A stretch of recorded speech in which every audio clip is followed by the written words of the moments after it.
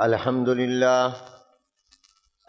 لله وكفى والصلاة والسلام على عباده الذين اصطفى لا سيما على سيد الأنبياء وخاتم الأنبياء والمرسلين سيدنا محمد صلى الله عليه وسلم وعلى آله وأصحابه أجمعين وعلى كل من تبعهم بإحسان إلى يوم الدين.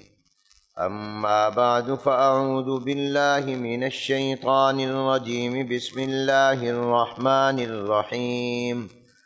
ونضع الموازين القسط ليوم القيامة. وقال النبي صلى الله عليه وسلم: كلمتان حبيبتان إلى الرحمن خفيفتان على اللسان ثقيلتان في الميزان سبحان الله وبحمده سبحان الله العظيم. صدق الله العظيم وصدق رسوله النبي الكريم، ونحن على ذلك لمن الشاهدين والشاكرين، والحمد لله رب العالمين. قابل صد احترام حضرات علماء کرام، شیوخ حدیث، شیوخ فقہ، اساتذہ کرام، فضلاء کرام، بزرگان مکرم، طلباء عزیز، برادران اسلام، السلام علیکم ورحمۃ اللہ وبرکاتہ. آج بتاریخ 21 رجب المرجب سن 1446 ہجری مطابق 22 جنوری سن 2025 بروز بدھ بعد نماز ظہر اہل سنت والجماعت اور وطن عزیز اسلامی جمہوریہ پاکستان کی ایک مشہور دینی درسگاہ جامعہ عثمان بن عفان کراچی کی اس سالانہ تقریب میں شرکت باعث سعادت ہے. دعا ہے کہ اللہ تبارک و تعالی اسے ہماری بخشش اور مغفرت اور نجات کا سبب بھی بنا دیں. مجھے پہلی مرتبہ ادارے کے اس پروگرام میں حاضری کا شرف حاصل ہو رہا ہے. شکر گزار ہوں وکیل اصحاب پیغمبر، اہل سنت والجماعت کے مرکزی رہنما اور اس ادارے کے محتمم مؤسس و بانی حضرت علامہ مولانا اورنگزیب فاروقی صاحب حفظہ اللہ تعالی ورعاہ، اور ادارہ کے شیخ الحدیث دامت برکاتہم العالیہ، تمام اساتذہ کرام اور منتظمین کا جنہوں نے اس مقدس اور مبارک تقریب میں شرکت کی دعوت دے کر اس سعادت میں شریک کیا. ادارے کے ہونہار زیر تعلیم طلباء نے مختلف زبانوں میں جن عنوانات پر گفتگو فرمائی، اسے سن کر اور ادارے کو دیکھ کر قلبی خوشی اور مسرت ہوئی. حضرت علامہ اورنگزیب فاروقی صاحب دامت برکاتہم العالیہ جہاں دفاع صحابہ اور مدح صحابہ کے حوالے سے میدان میں خدمات سر انجام دے رہے ہیں، وہاں خود یہ مشاہدہ کر کے کہ وہ جامعہ عثمان بن عفان اور اس کی شاخوں کی شکل میں اپنے قابل اور فاضل اور ممتاز اور جید محقق علماء کے ساتھ مل کر تعلیمی اور تحقیقی اور دعوتی، تبلیغی اور نظریاتی اور فکری کام بھی مضبوط بنیادوں پر کر رہے ہیں۔ اسے دیکھ کر خوشی بھی ہوئی اور دل سے دعائیں بھی نکلیں۔ اللہ تبارک و تعالی حفاظت فرمائیں اور مزید ترقیات سے اور قبولیتوں سے نوازیں۔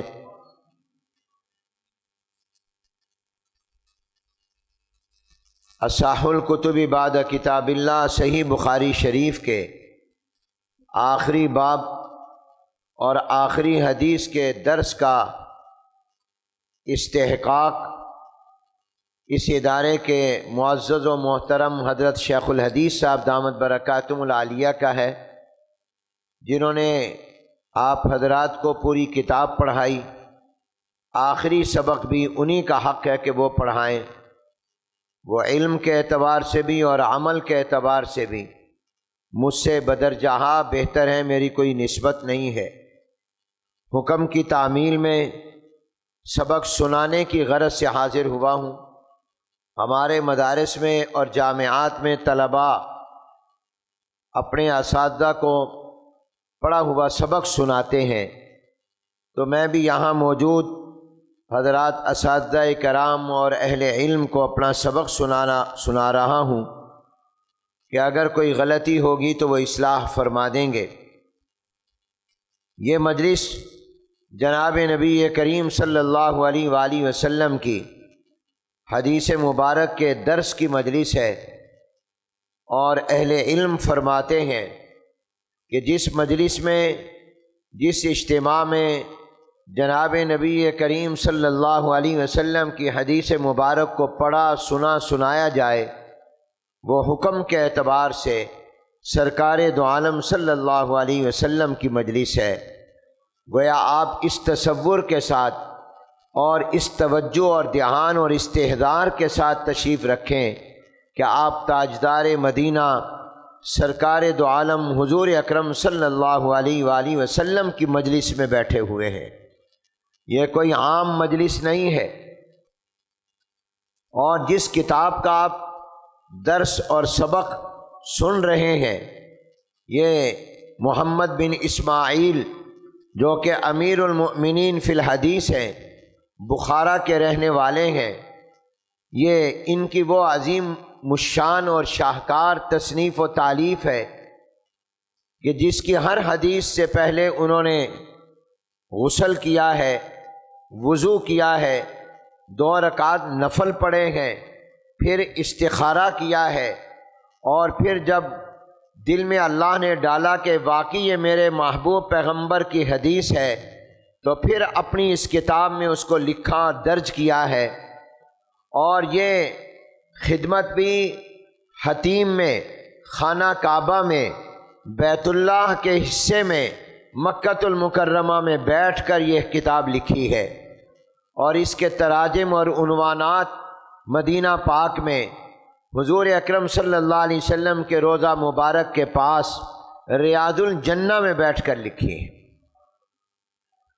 اور ایک تو حدیث اعلیٰ ہے، پھر جہاں پر یہ لکھی گئی وہ مقام اعلیٰ ہے، اور حدیث تو اتنی اعلیٰ دولت اور نعمت ہے کہ میں عام طور پر یہ بات عرض کیا کرتا ہوں کہ ہمارا ایمان ہے، اور اہل سنت والجماعت کا، علماء دیوبند کا یہ عقیدہ اور نظریہ ہے کہ جناب نبی کریم صلی اللہ علیہ وسلم اپنے روضہ مبارک میں، مدینہ پاک میں جہاں پر آرام فرما ہے، اپنی قبر مبارک میں، تو مٹی کا جو حصہ، زمین کا جو ٹکڑا سرکار دو عالم صلی اللہ علیہ وسلم کے جسم اطہر کے ساتھ لگا ہوا ہے، اس کا مرتبہ، اس کی شان، اس کا درجہ تمام مخلوقات سے اعلیٰ اور افضل ہے، اور اس کا مرتبہ عرش سے بھی اعلیٰ ہے، کرسی سے بھی اعلیٰ ہے، ہر جگہ سے، حتیٰ کہ بیت اللہ سے بھی اس کا مقام مٹی کا اعلیٰ اور افضل ہے۔ اس لیے کہ بیت اللہ، خانہ کعبہ میں اللہ رہتے نہیں ہیں، وہ اللہ کا گھر اس معنی میں نہیں جس معنی میں ہمارا گھر ہوتا ہے، وہ صرف اللہ سے نسبت ہے کہ یہ اللہ کی رحمت کا، تجلیات کا مرکز ہے۔ کسی مکان میں رہنا یہ جسم والے اور محدود شخص کے لیے ہوتا ہے، جبکہ اللہ تعالیٰ تو غیر محدود ہیں اور اللہ تعالیٰ تو جسم سے پاک ہیں، اس لیے آپ بیت اللہ میں رہتے نہیں ہیں، صرف وہ آپ کی تجلیات کا، رحمت کا مرکز ہے، پاور ہاؤس ہے۔ کرسی پر، تخت پر، عرش پر اللہ بیٹھے نہیں ہیں، اور وہ تو صرف نسبت ہے کہ یہ اللہ کا عرش ہے، اللہ کا تخت ہے، اللہ کی کرسی ہے، وہاں نسبت ہے، ملاپ اور اتصال نہیں ہے۔ اور حضور پاک صلی اللہ علیہ وسلم جہاں آرام فرما ہے، وہ مٹی حضور کے جسم اطہر کے ساتھ لگی ہوئی ہے، وہاں صرف نسبت نہیں ہے بلکہ وہاں اتصال ہے، وہاں پر ملاپ ہے، وہ آپ کے جسم اطہر کے ساتھ لگی ہوئی چھو رہی ہے آپ کے جسم اطہر کو، اور آپ کا جسم اطہر تمام مخلوقات سے اعلیٰ، تو مخلوق میں عرش بھی ہے، بیت اللہ بھی مخلوق ہے، تو جب آپ تمام مخلوقات سے اعلیٰ ہیں تو آپ عرش و کرسی سے بھی اعلیٰ ہیں، تمام چیزوں سے افضل ہیں، اور اعلیٰ کے ساتھ جو چیز لگ جائے وہ بھی اعلیٰ ہو جاتی ہے۔ تو چونکہ یہ مٹی حضور کے جسم اطہر کے ساتھ لگی جو تمام مخلوقات سے اعلیٰ ہے، تو اس مٹی کو بھی اللہ نے تمام سے اعلیٰ اور افضل بنا دیا۔ جب اس مٹی کا یہ مرتبہ اور مقام ہے کہ یہ تمام سے اعلیٰ اور افضل ہے، تو یہ تو ایک مٹی تھی جو جسم کے ساتھ لگ گئی، تو حدیث تو وہ ہے جو حضور علیہ السلام کے اندر سے نکلی ہے، کیونکہ حدیث نام ہے آپ کے فرمان کا، آپ کے ارشاد کا، آپ کے بول کا، آپ کی بات کا، اور آپ کے عمل مبارک کا، اور آپ کے اوصاف و احوال کا، تو وہ تو آپ کے اندر سے نکلے ہیں، اور آپ کی تقریر جس کا معنی چپ رہ جانا، خاموش رہ جانا، تو یہ تمام چیزیں تو حضور کے جسم اطہر سے نکلی ہیں۔ تو جب مٹی کا مقام یہ ہے تو جو بات آپ کے اندر سے نکلی اور جو عمل مبارک آپ کے اندر سے نکلا، اس کا مقام کتنا اعلیٰ ہوگا، اس کا مقام کتنا افضل ہوگا۔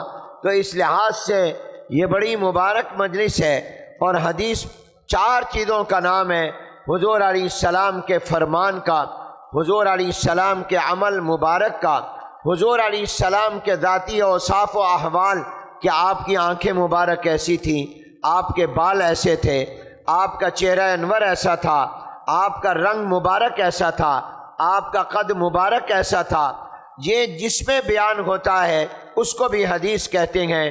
اور چوتھی چیز حدیث کہتے ہیں تقریر کو۔ تقریر کا معنی بولنا نہیں، بلکہ حدیث کی تعریف میں تقریر کا معنی تو چپ رہنا ہے، کہ حضور اکرم صلی اللہ علیہ وسلم کے سامنے کسی نے کوئی بات کہی، کوئی کام کیا، اور سرکار اس پر چپ رہے، خاموش رہے، آپ نے روکا ٹوکا نہیں، تو یہ اس بات کی علامت اور دلیل بن جاتا ہے کہ یہ چیز جائز ہے، یہ شریعت میں درست ہے۔ اگر یہ بات غلط ہوتی، یہ کام غلط ہوتا، تو آمنہ کا لال خاموش نہ رہتا، بلکہ آپ روک دیتے اور ٹوک دیتے اور فرما دیتے کہ یہ بات غلط ہے، اس لیے کہ کسی کا بھی چپ رہنا حدیث نہیں بنتا، کسی کا چپ رہنا شریعت نہیں بنتا، کسی کا خاموش رہنا حجت نہیں بنتا، دلیل نہیں بنتا، مگر پیغمبر کا خاموش رہنا بھی حدیث بن جاتا ہے، دلیل بن جاتا ہے، شریعت بن جاتا ہے، دین بن جاتا ہے۔ اس لیے حضور علیہ السلام نے جو زبان سے فرمایا وہ بھی حدیث ہے، جو حضور نے کام کیا وہ بھی حدیث ہے، حضور علیہ السلام کے ذاتی احوال و اوصاف جہاں بیان ہو وہ بھی حدیث ہے، اور حضور علیہ السلام خاموش رہ کر جس پر مہر لگا دیں جواز کی وہ بھی حدیث ہے۔ 4 چیزوں کا نام حدیث ہے۔ حدیث کی بہت سی کتابیں ہیں، مگر سب سے عظیم الشان اور قرآن کے بعد سب سے زیادہ صحیح، مستند اور معتبر کتاب یہ ہے جس کا آخری باب اور آخری حدیث پڑھی گئی، جس کا نام الجامع المسند الصحیح المختصر من امور رسول اللہ صلی اللہ علیہ وسلم و سننہ و ایامہ ہے۔ امام بخاری رحمۃ اللہ علیہ نے جو آخری عنوان قائم کیا ہے وہ کتاب التوحید والرد علی الجہمیہ قائم کیا ہے، اور امام بخاری رحمۃ اللہ علیہ نے آخر میں توحید کا عنوان قائم کر کے ایمان کی، عقائد کی اور توحید کی اہمیت کی طرف اشارہ فرمایا کہ میں نے اپنی کتاب کو شروع بھی وحی کے بعد ایمان کی بحث سے کیا ہے اور ختم بھی میں ایمان پر کر رہا ہوں۔ معلوم ہوا کہ ایمان بہت بڑی اہم چیز ہے، ایمان بڑی عظیم دولت ہے۔ اللہ نے مجھے اور آپ کو جو نعمتیں عطا کی ہیں ان میں سب سے بڑی نعمت ایمان کی نعمت ہے۔ گویا اول بھی ایمان اور آخر بھی ایمان، ہر وقت انسان کو ایمان کی قدر کرنی چاہیے اور ایمان اول آخر رہنا چاہیے۔ اس لیے امام بخاری نے اپنی کتاب کو شروع بھی ایمان سے کیا اور ختم بھی ایمان سے کیا، اور ایمان عقیدوں کا نام ہے تو گویا عقائد کی اہمیت بھی بتا دی۔ پھر عقائد میں سب سے پہلا اور بنیادی عقیدہ توحید کا عقیدہ ہے، اس کی اہمیت بھی بتا دی۔ اور امام بخاری رحمۃ اللہ علیہ نے اس آخری عنوان کے اندر گمراہ فرقوں کی اور باطل اور غلط نظریات کی، قرآن و حدیث سے متصادم جو گمراہ نظریات ہیں ان کی تردید بھی امام بخاری رحمۃ اللہ علیہ نے کی ہے۔ اور امام بخاری کی یہ عادت ہے کہ جب وہ کوئی عنوان قائم کر کے ابواب لاتے ہیں تو ہر باب کے اندر وہ بڑے عنوان والا مقصود پیش نظر ہوتا ہے، اور ہر اس ذیلی باب سے بھی کسی نہ کسی گمراہ نظریے کی اور باطل فرقے کی تردید کر رہے ہوتے ہیں۔ چنانچہ کتاب التوحید والرد علی الجہمیہ کے تحت امام بخاری نے جتنے باب قائم کیے ہیں ہر باب میں کوئی نہ کوئی تردید باطل نظریے کی ہے اور گمراہ فرقے کی تردید کی ہے۔ اس آخری باب میں بھی امام بخاری نے ایک گمراہ اور باطل فرقے اور اس کے نظریے کی تردید کی ہے، اور وہ باطل فرقہ، گمراہ فرقہ معتزلہ تھا، اور ان کا جو نظریہ تھا وہ قرآن و حدیث کے خلاف تھا۔ عقل کی بنیاد پر وہ قیامت میں حساب و کتاب کے وقت نیکیوں اور گناہوں کے تولنے کا انکار کرتے تھے کہ کوئی اعمال کو تولا نہیں جائے گا، نیکیوں کا وزن بھی نہیں ہوگا اور گناہوں کا وزن بھی نہیں ہوگا۔ یہ قرآن کا انکار تھا، یہ حضور کے فرمان کا انکار تھا، کیونکہ قرآن میں اللہ نے کہا والوزن یومئذ الحق فمن ثقلت موازینہ فاولئک هم المفلحون فاما من ثقلت موازینہ فهو فی عیشۃ راضیہ۔ اللہ قرآن میں فرما رہے ہیں ہم قیامت میں لوگوں کی نیکیاں بھی تولیں گے، گناہ بھی تولیں گے، اور معتزلہ انکار کر رہے ہیں۔ گویا یہ قرآن کا انکار ہے، یہ حضور کے فرمان کا انکار ہے۔ حضور نے فرمایا ثقیلتان فی المیزان، تو جب حضور فرما رہے ہیں کہ ترازو میں یہ بھاری، گویا آپ بتا رہے ہیں تولا جائے گا، تو انہوں نے اس کا انکار کیا، تو امام بخاری نے ان کی تردید کی ہے قرآن و حدیث کے دلائل سے۔ اس سے یہ بات سمجھ میں آتی ہے کہ علماء کا کام صرف حق بیان کرنا نہیں ہے بلکہ باطل کی تردید کرنا بھی ہے۔ صرف حق بیان کرنا یہ کافی نہیں ہے، باطل کی تردید کرنا، غلط کو غلط کہنا اور جھوٹے کو جھوٹا کہنا، کافر کو کافر کہنا، اور کفر بھی لوگوں کے سامنے بتانا، جیسے اسلام کیا ہے وہاں یہ بھی بتانا ضروری ہے کہ کفر کیا ہے۔ اللہ نے قرآن میں صرف ایمان بیان نہیں کیا، کفر بھی بیان کیا ہے۔ صرف اللہ نے قرآن میں توحید کے دلائل اور توحید کا ذکر نہیں کیا، شرک کو بھی بیان کیا ہے۔ اللہ نے قرآن میں صرف حق کا ذکر نہیں کیا، باطل کا ذکر کر کے اس کی تردید بھی کی ہے۔ اور اللہ نے جہاں یا ایھا الناس اور یا ایھا الذین آمنو کے خطاب کیے ہیں، وہاں اللہ نے یا ایھا الذین یا ایھا الکافرون کا خطاب بھی کیا ہے۔ صرف یہ نہیں کہا ایمان والو، صرف یہ نہیں فرمایا لوگوں، قرآن میں اللہ نے کہا قل یا ایھا الکافرون لا اعبد ما تعبدون، اپنے پیغمبر کو اللہ نے حکم دیا۔ معلوم ہوا کہ جہاں پر ایمان کو، جہاں پر توحید کو، جہاں پر حق کو بیان کرنا قرآن کا اور اللہ کا حکم اور تعلیم ہے، وہاں کفر کے بارے میں بتانا کہ کفر کیا ہے، شرک کیا ہے، بدعت کیا ہے، غلط کیا ہے، باطل کیا ہے، اس کو بیان کرنا بھی ضروری ہے تبھی تو اللہ نے فرمایا جاء الحق وزهق الباطل ان الباطل کان زہوقا، تبھی تو یہ دعا سکھائی گئی، اللہم ارنا الحق حقا وارزقنا اتباعا وارنا الباطل باطلا وارزقنا اجتنابا۔ یہ ہم دعا مانگتے ہیں، اللہ حق کو حق کر کے دکھا اور حق پر چلنے والا بنا، آمین کہہ دو۔ اے اللہ باطل کو باطل کر کے دکھا اور ہم سب کو باطل سے بچنے والا بنا۔ تو صرف حق بیان کرنا ہی یہی صرف دین نہیں ہے، بلکہ باطل کو باطل بتانا اور دلیل سے رد کرنا یہ بھی دین کا اور اسلام کا حکم ہے۔ آپ پوری کتاب پڑھ لیں، امام بخاری رحمۃ اللہ علیہ نے اپنی اس کتاب میں اہل سنت والجماعت کی ترجمانی کی ہے۔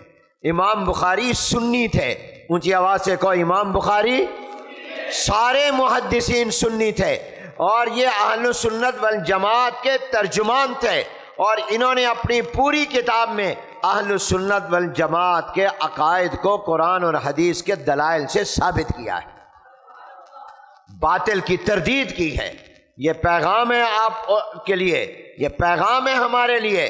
حضور علیہ السلام نے صرف یہ نہیں فرمایا کہ اللہ ایک ہے، اللہ وحدہ لا شریک لہ ہے، بلکہ حضور نے یہ بھی فرمایا کہ جن بتوں کو تم خدا مانتے ہو یہ جھوٹے ہیں، یہ خدا نہیں ہیں۔ تو جہاں سچا رب بتایا وہاں جھوٹے خدا کی تردید بھی حضور علیہ السلام نے کی ہے۔ کافروں نے یہی تو کہا تھا کہ آپ اپنی توحید بیان کریں، ہمارے خداؤں کو جھوٹا نہ کہیں، آؤ ہمارے ساتھ یہ ایگریمنٹ کمپرومائز سمجھوتا کر لو۔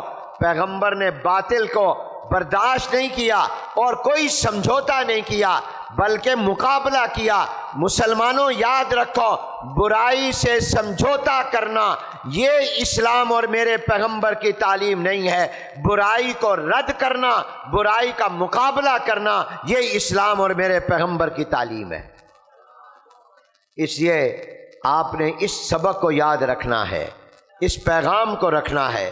معتزلہ عقل کی بنیاد پر کرتے تھے، امام بخاری نے جواب میں قرآن و حدیث کو پیش کیا تو معلوم ہوا کہ یہ بتایا کہ عقل پرست نہیں خدا پرست بنو، عقل پرست نہیں، ہماری عقل قرآن کے اور حدیث کے تابع ہے۔ آپ اور میں ایمان عقل پر لائے ہیں یا عقل دینے والے اللہ پر لائے ہیں؟ بولو، اللہ پر ایمان۔ ہم نے عقل پر ایمان لائے ہیں یا اللہ کی وحی پر ایمان لائے ہیں؟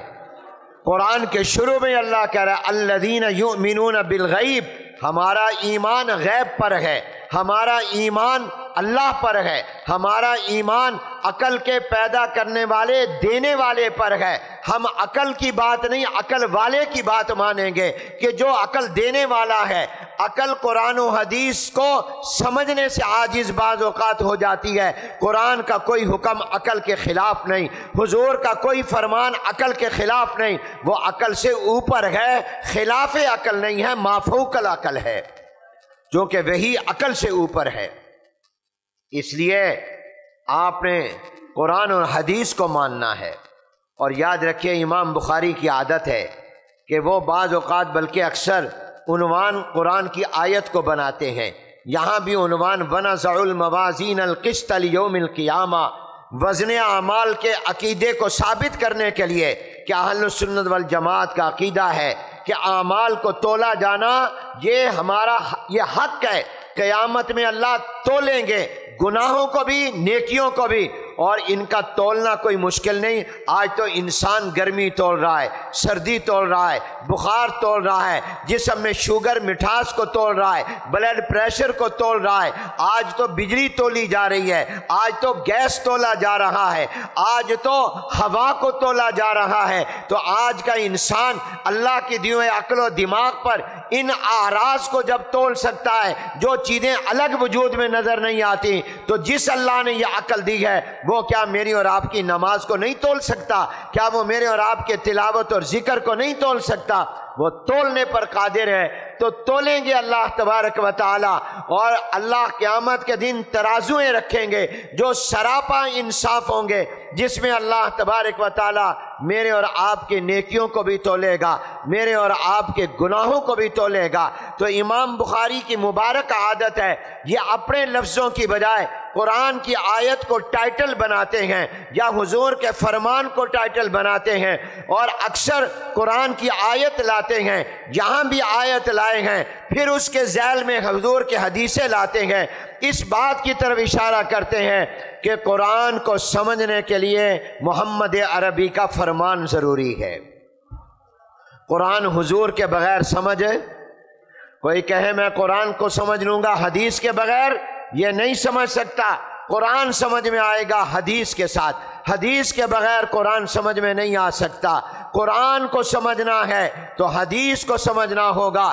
دو چار جملے جو بنیادی عرض کرنے لگا ہوں وہ اپنے دلوں کی تختی پر اور اپنے دماغ میں محفوظ کر لیں، اور ان کو ہمیشہ اپنے سامنے رکھیں، اور ان کو اپنی زندگی کا ہمیشہ کے لیے، ہمیشہ اس کو اپنی زندگی کا نچوڑ سمجھے کہ قرآن حدیث کے بغیر سمجھ میں نہیں آ سکتا، اور حدیث فقہ کے بغیر سمجھ میں نہیں آ سکتی۔ قرآن سمجھنا ہے تو حدیث کو سمجھنا ہوگا، حدیث کو سمجھنا ہے تو فقہ کو سمجھنا ہوگا۔ قرآن میں اللہ نے نماز کا حکم دیا، تفصیلات نہیں بتائیں، حتیٰ کہ فجر کی کتنی رکعتیں، ظہر کی کتنی رکعتیں، عصر مغرب عشاء کی کتنی رکعتیں، یہ کسی آیت قرآنی میں نہیں ہے، یہ حضور نے فرمایا۔ ہاکذا تمام شریعت کے احکام، اور حدیث کے اندر حضور نے جو فرمایا مراد کیا ہے، اس کی تفصیل کیا ہے، یہ فقہ کے اندر فقہاء نے بیان کیا ہے۔ تو قرآن حدیث کے بغیر، حدیث فقہ کے بغیر سمجھ میں نہیں آ سکتی۔ اور دوسری تعبیر یہ ہے کہ اگر تم چاہتے ہو کہ اللہ مجھے مل جائے، اللہ راضی ہو جائے، اللہ حضور کے بغیر نہیں ملتے۔ اگر تم اللہ کو جاننا اور پہچاننا چاہتے ہو اور اللہ کو کی رضا لینا چاہتے ہو تو حضور کے دروازے پر آنا پڑے گا، اور اگر حضور کو پانا اور لینا چاہتے ہو، حضور کی رضا چاہتے ہو، تو پھر صحابہ کے دروازے پر آنا پڑے گا۔ بلند آواز سے کہو سبحان اللہ۔ اللہ تعالی حضور کے بغیر نہیں ملتے، اور حضور صحابہ کے بغیر نہیں ملتے۔ حضور کو اللہ کو لینے کے لیے، اللہ کی رضا لینے کے لیے حضور علیہ السلام کے دروازے پر آنا پڑے گا، اور حضور علیہ السلام کی رضا حاصل کرنے کے لیے صحابہ کے دروازے پر آنا پڑے گا۔ یہ گیٹ وے ہے، اللہ کے لیے گیٹ وے حضور علیہ السلام ہے، اور حضور کے لیے صحابہ ہے۔ اور صحابہ کو اس وقت تک نہیں پا سکتے جب تک کہ امیر معاویہ کو نہیں مانو گے۔ صحابہ کے لیے دروازہ امیر معاویہ رضی اللہ تعالیٰ عنہ، جو کاتب وحی ہے۔ تو میرے دوستوں اور بھائیوں، امام بخاری نے وَنَزَعُ الْمَوَازِينَ الْقِسْطَ لِيَوْمِ الْقِيَامَةِ، ایسے ترازوئیں انصاف جو سراپا انصاف ہو، اللہ تعالیٰ قیامت کے دن رکھیں گے۔ ثابت ہو گیا کہ تولا جائے گا، ترازو تولنے کے لیے ہوتا ہے۔ پھر آگے فرمایا وَإِنَّ أَعْمَالَ بَنِي آدَمَ وَقَوْلَهُمْ يُوزَنُ، قیامت کے دن اللہ اولاد آدم کے تمام عملوں کو بھی تولیں گے، جو کچھ زبان سے کہا اس کو بھی تولیں گے، عمل کو بھی اور قول کو بھی۔ یہاں دو باتیں ذہن میں رکھیں، امام بخاری نے کہا عمل اور قول تولا جائے گا، یہ نہیں کہا علم تولا جائے گا۔ علم کے تولنے کا نہیں کہا، وَإِنَّ الْعِلْمَ، علم تولا جائے گا، نہیں فرمایا عمل تولا جائے گا۔ تو میرے دوستوں بھائیوں یاد رکھو، قبر میں اور آخرت میں علم کام نہیں آئے گا، عمل کام آئے گا۔ یہ نہیں پوچھا جائے گا ہدایہ پڑھی ہے، کتاب الصلاۃ سناؤ، کتاب الزکوٰۃ سناؤ، کتاب الحج سناؤ، کتاب الصوم بیان کرو، نماز کے، روزے کے، زکوٰۃ کے، حج کے مسائل بیان کرو۔ نہیں، یہ پوچھا جائے گا نماز پڑھی تھی کہ نہیں پڑھی تھی۔ علم نہیں، عمل تولا جائے گا، لہذا اصل چیز عمل ہے۔ حضور علیہ السلام نے فرمایا لخت جگر نور نظر جنتی عورتوں کی سردار، ہمارے ایمان کا مرکز سیدہ فاطمۃ الزہرا رضی اللہ تعالی عنہا کو بیٹی اس بات پر نہ رہنا کہ میرے ابا جان نبیوں کے امام اور پیغمبر ہیں، آمنہ کے لال محمد الرسول اللہ سے میرے ابا جی ہیں، اپنے ساتھ عمل اور نیکیاں لے کر آنا۔ جس کو نیکیوں نے پیچھے کر دیا ہو اس کا نسب اس کو آخرت میں آگے نہیں کرے گا۔ یہ بات حضور علیہ السلام فاطمہ کو فرما رہے ہیں۔ عمل سے زندگی بنتی ہے، جنت بھی جہنم بھی، یہ خاکی اپنی فطرت میں نہ نوری ہے یا نہ ناری ہے، اس لیے عمل کی طرف توجہ کرنا ہے۔ اور پھر صرف یہ نہیں کہا کہ عمل، بلکہ کہا قول، جو زبان سے کہتے ہو یہ بھی تولا جائے گا، اس لیے اپنی زبان کی بھی حفاظت کرو، پہلے تولو پھر بولو، کیونکہ تمہارا بول تولا جائے گا۔ پہلے تولو، جو کہنے لگا ہوں یہ کہیں مجھے جہنم میں تو نہیں لے جائے گا، پہلے اپنے قول کو تول لو پھر بولو، کیونکہ تمہارا بول قیامت کے دن تولا جائے گا۔ اور پھر امام بخاری نے کہا اولاد آدم، تو کیا صرف انسانوں کے گناہ نیکیاں تلیں گے؟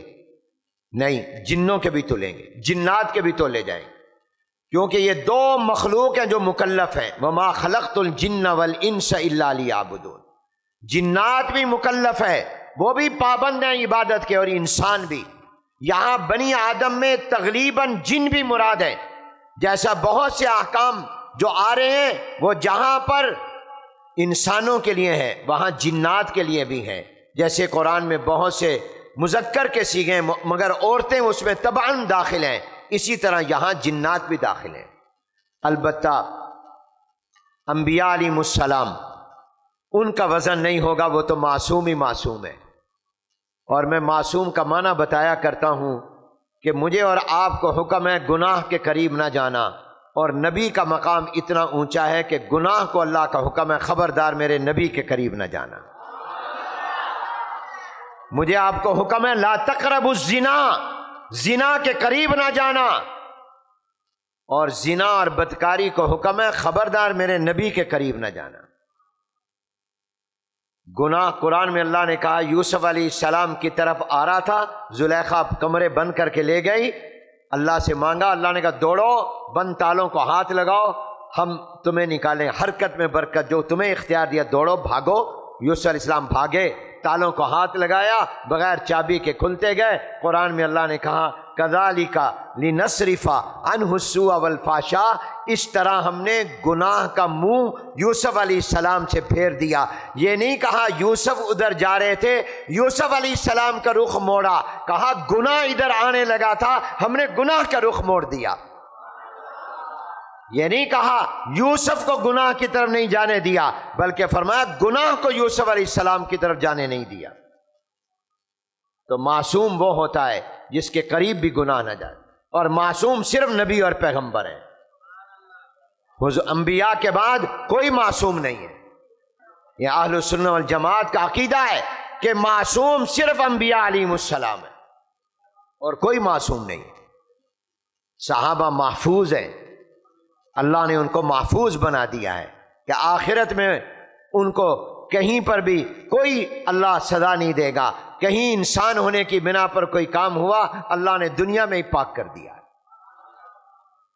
اس لیے میں اپنے خطبے مختصر میں جہاں لا نبی بعدہ پڑھا کرتا ہوں ولا معصوم بعدہ بھی ضرور پڑھتا ہوں، آپ بھی پڑھا کرو۔ الحمدللہ وحدہ والصلاة والسلام علی من لا نبی بعدہ ولا معصوم بعدہ، یہ ہمارا عقیدہ ہے۔ حضور علیہ السلام کے بعد کوئی معصوم، پیغمبروں کے بعد کوئی معصوم نہیں، پیغمبروں کے علاوہ کوئی معصوم نہیں، اور حضور خاتم الانبیاء بھی ہیں، خاتم المعصومین بھی ہیں۔ حدیث پڑھ لیجئے، میں نے ایک اور جگہ بھی جانا ہے، تو میں یہاں آج جامع عثمان بن عفان میں پہلی مرتبہ آیا ہوں، آخری مرتبہ نہیں آیا۔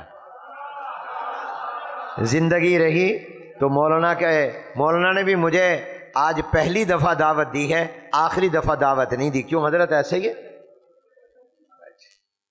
تو جب انہوں نے پہلی دفعہ دعوت دی ہے آگے بھی دیں گے، تو میں بھی پہلی دفعہ نہیں آیا، پہلی دفعہ آیا ہوں، آخری دفعہ نہیں آیا۔ انہوں نے آخری دفعہ کی دعوت نہیں دی، پہلی دفعہ کی دی، تو انشاءاللہ پھر بھی آتے رہیں گے، زندگی رہی تو آئیں گے۔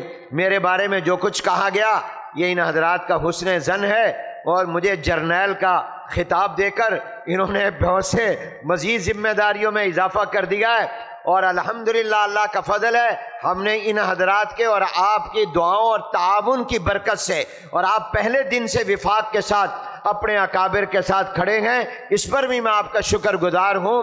آپ کو بھی پیشکشیں ہوئیں، لیکن آپ نے کہا ہم اپنے اکابر کے ساتھ رہیں گے، میں اس پر آپ کا شکریہ ادا کرتا ہوں، خراج تحسین پیش کرتا ہوں۔ اور اتنا بتا دوں، لوگ پوچھتے ہیں وفاق المدارس، اور آپ 45 سال سے مدرسوں کا مقدمہ اور جنگ لڑ رہے ہیں، حکومتیں کیا چاہتی ہیں، آپ کیا چاہتے ہیں؟ تو میں 2 لفظوں میں آپ کو بتا دوں، وقت تھوڑا ہے، کہ ہم نے پرویز مشرف سے بھی، اس سے پہلی حکومتوں سے بھی، بعد والی حکومتوں سے بھی مدرسوں کے معاملات میں مذاکرات کیے، اب بھی کر رہے ہیں۔ گورنمنٹ، حکومتیں کیا چاہتی ہیں، ہم کیا چاہتے ہیں، وفاق کا موقف کیا ہے، حکومت کا کیا ہے؟ 2 لفظوں میں آپ کو بتا رہا ہوں، اور وہ یہ ہے کہ حکومتیں چاہتی ہیں مدرسہ سکول بن جائے۔ مدرسہ، یہاں قرآن پڑھاؤ، حدیث پڑھاؤ، مگر کم کر دو، زیادہ انگریزی پڑھاؤ، ریاضی پڑھاؤ، کمپیوٹر پڑھاؤ، اور اسی طرح عصری مضامین پڑھاؤ، گویا مدرسے میں سکول کالج والے مضمون زیادہ ہوں، دینی مضمون کم ہوں، مدرسہ رفتہ رفتہ کیا بن جائے، سکول بن جائے۔ یہ کون چاہتی ہے؟ گورنمنٹ۔ ان کے سارے منصوبے اس کے ارد گرد گھومتے ہیں، اور ہم وفاق والے کیا چاہتے ہیں؟ ہم چاہتے ہیں سکول مدرسہ بن جائے، وہاں بھی قرآن آ جائے، جہاں بخاری جامعہ عثمان بن عفان میں ختم ہو رہی ہے، کراچی یونیورسٹی میں بھی ختم ہو، سندھ یونیورسٹی میں بھی پوری بخاری پڑھائی جائے، وہاں بھی پورا دین پڑھایا جائے۔ تو یہ فرق ہے، وہ چاہتے ہیں مدرسہ سکول بن جائے، ہم کیا چاہتے ہیں؟ سکول مدرسہ بن جائے۔ ہماری بات صحیح ہے یا حکومت کی بات صحیح ہے؟ آپ ہمارے ساتھ ہیں یا حکومت کے ساتھ ہیں؟ اگر ہمارے ساتھ ہے تو ہاتھ کھڑے کر کے بتائیں۔ ماشاءاللہ، جزاک اللہ۔ اب آپ حدیث پڑھ لیجئے گا، حدیث کی برکت حاصل کر لیجئے گا انشاءاللہ۔ شیخ الحدیث صاحب دامت برکاتہم اس کی تشریح بیان فرمائیں گے درسگاہ میں، بہت سی علمی باتیں بھی ہیں۔ آپ میرے ساتھ حدیث پڑھ لیں تاکہ سب حدیث کے طالب علم بن جائیں اور باادب بھی ہو جائیں، اور پورے احترام کے ساتھ 2 زانو ہو کر حضور کی حدیث کو پڑھیں، اس کے طالب علم بن جائیں۔ بسم اللہ الرحمن الرحیم۔ عن ابی ہریرہ رضی اللہ تعالی عنہ قال قال النبی صلی اللہ علیہ وسلم کلمتان حبیبتان الی الرحمن خفیفتان علی اللسان ثقیلتان فی المیزان سبحان اللہ وبحمدہ سبحان اللہ العظیم سبحان اللہ وبحمدہ سبحان اللہ العظیم سبحان اللہ وبحمدہ سبحان اللہ العظیم۔ حضرت ابو ہریرہ رضی اللہ تعالیٰ عنہ، قرآن بھی صحابہ کے ذریعے ملا، حضور کے احادیث بھی صحابہ کے ذریعے ملی۔ ایک واسطہ اللہ اور حضور کے درمیان ہے، اور ایک واسطہ حضور اور امت کے درمیان ہے۔ اللہ اور حضور کے درمیان واسطہ حضرت جبرائیل علیہ السلام، وہ سید الملائکہ ہیں، اور حضور اور امت کے درمیان واسطہ صحابہ کرام ہیں جو تمام مومنین کے سردار ہیں۔ وہ واسطہ بھی طاقتور امانت دار ہے، اور یہ واسطہ بھی ایمان کے اعتبار سے طاقتور اور امانت دار ہے۔ فرماتے ہیں 2 کلمے یعنی مراد کلام ہیں، رحمان کو بہت محبوب ہیں، یہ بھی محبوب، ان کا پڑھنے والا بھی محبوب، جو ان کو پڑھے گا رحمان کی رحمت اس پر نازل ہوگی، اور تھوڑی نیکی پر وہ رحمان بڑا اجر دے دیں گے۔ زبان پر ہلکے پھلکے ہیں، ترازو میں بھاری ہیں، ثقیلتانی فی المیزان سے امام بخاری نے وزن اعمال کو ثابت کر دیا کہ ان کا وزن بہت ہوگا جب ان کو تولا جائے گا، اور وہ دو کلمے کلام کون سے ہیں؟ سبحان اللہ و بحمدہ، ایک سبحان اللہ العظیم، دو اس کی جو تسبیح صبح شام ایک کر لے گا، اللہ اس کے گناہ اگر سمندر کے پانی کے برابر بھی ہوں گے تو معاف کر دیں گے۔ اللہ تبارک و تعالی اس مجلس کو قبول فرمائے۔ میں ان فضلاء کو بھی مبارک دیتا ہوں، بچیوں کو بھی مبارک دیتا ہوں جو مدرسۃ البنات میں موجود ہیں، جو ماشاءاللہ اس ادارے میں تعلیم مکمل کر رہی ہیں یا جو حافظہ ہوئی ہیں۔ اللہ تعالیٰ مبارک فرمائے، قبول فرمائے اور اس ادارے کو ترقی دے۔ وآخر دعوانا ان الحمدللہ رب العالمین۔